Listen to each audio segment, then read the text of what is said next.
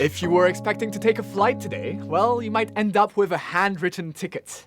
This is breaking news, but CrowdStrike, a cybersecurity provider for businesses, hospitals, banks, and airports or other critical infrastructure, published a faulty update a few hours ago on Friday, July 19th, that makes Windows computers crash. So as you might expect, systems around the world that rely on Windows computers and that security solution have been down, leaving passengers and businesses incapable of meeting demand.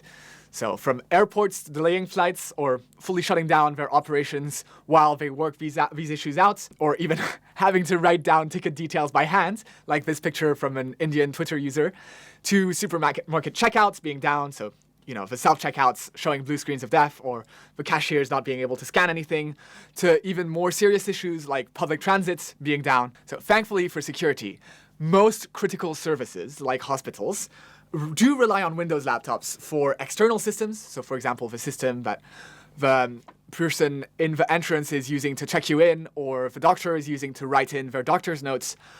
So that is vulnerable.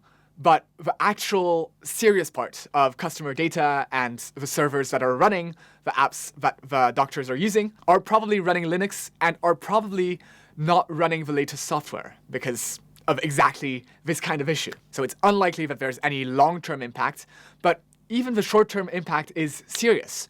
As we've seen in the US last year, when payment systems were down in hospitals, this can cause a lot of problems, from ERs not being able to check people in and leading to long lineups and potentially patients that might be hurt because of that. So that's very serious, to less urgent but still serious issues, like for example, optional surgeries needing to be moved or cancelled. Thankfully, there is a fix for this issue. As of recording, it's been about 3 hours since the hack, and the fix has been around for about an hour, but it's not a simple matter of just like Control-Alt-Delete reboot.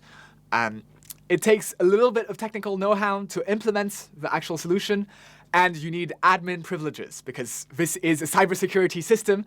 If you were able to circumvent the cybersecurity system as a regular user, then it would be a pretty bad cybersecurity system. As of recording, governments around the world have yet to fully respond to it, but the government in Australia has announced a snap meeting to discuss the ramifications and solutions for this. And one government spokesperson has announced on Twitter that they do believe that it is incompetence on the part of CrowdStrike rather than a hack, which is both good and bad.